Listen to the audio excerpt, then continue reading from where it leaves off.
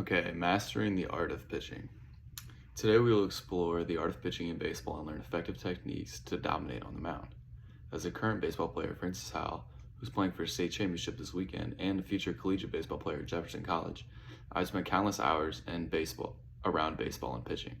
Throughout this speech, I will discuss three key areas to successfully get hitters out. These are the mechanical side of pitching, pitch grips, and the importance of location, velocity, and pitch tunneling.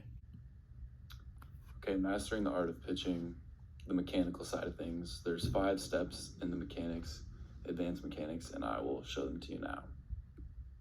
So I chose Jacob deGrom because he's arguably the best pitcher in the Major League Baseball, and he's not the strongest guy. As you can tell, he's pretty skinny, but he has perfect mechanics, so he still throws 100 plus miles an hour, the hardest in the league, especially as a starting pitcher. First step is the leg lift.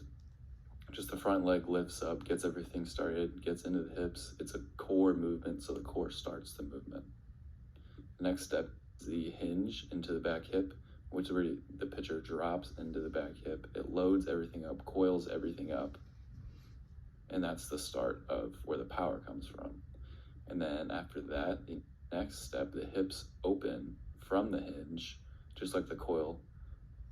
They explode open, but the arm does not. The arm stays back here. That creates separation between the hips and shoulders, which is like a spring. Once the hips and shoulders separate, you'll see on the next slide.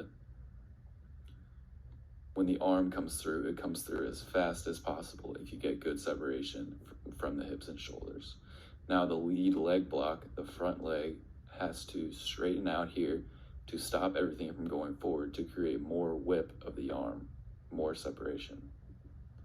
And then the last step is just the finish, which is where everything comes forward, leg comes up, and you're on the next pitch. So here's a video I have that will show everything, if I can get it to work.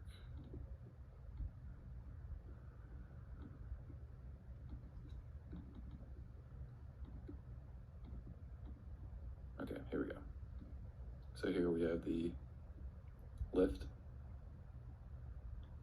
into, this will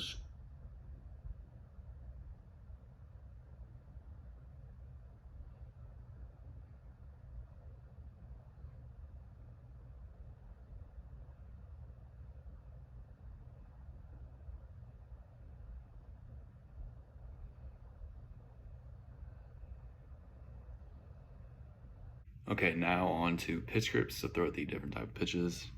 I have a Major League Baseball here signed by Clayton Kershaw, so that's pretty cool. And we'll start with the 4-seam fastball. It's just held just like this, thrown straight forward, gets backspin.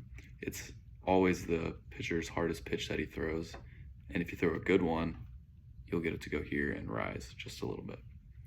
And another type of fastball is a 2-seam fastball. You can throw it in many types of ways. You can throw it here, hands on the side of the seam. When you throw it, a little bit of this type of spin makes it spin here, so the ball will break out of a right-hander's hand like this into a right-handed batter. Some people can throw it hard, some people throw it a lot slower, depends on every person. Next pitch is a cutter. It's just like the opposite of a 2-seam. Hold it on this side of the ball, come through this way, spin the ball this way, and it comes just like this. Again, a cutter is just a different type of fastball. It's thrown hard, and it just has a little bit of movement this way. Now the next pitch is a curveball or a slider. They're both hard breaking pitches to the glove side.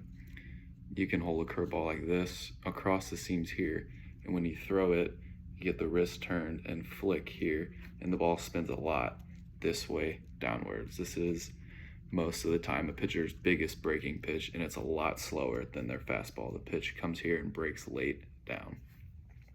And then we have a changeup or a splitter. So a changeup, you hold it in these fingers so that when you let go of the ball, it's a lot slower, and the ball comes out this way and dives down here like this, dives down here. It's a lot slower than your fastball. You want it to look like a fastball and then at the last second fall off. Now a splitter, only some people can throw this. If you have long enough fingers, you just hold it in between your fingers like this. And when you throw it, it slips out like this and doesn't spin very much and knuckles kind of and then falls off. Again, it's a lot slower than your fastball, and you want it to look like a fastball and then drop off. Very hard to hit. Okay, so those are the best tips that I can give you on how to get hitters out in the short amount of time I had. Pitching takes years of dedication and mastery, and only few master it. It is not usually something that is just picked up quickly. Genetics also play a pretty big role in pitching, with height, wingspan, mobility, wrist and finger flexibility, and coordination all being very important to being able to pitch. I hope you found this video interesting, and I hope that I help you become a better pitcher. Thank you.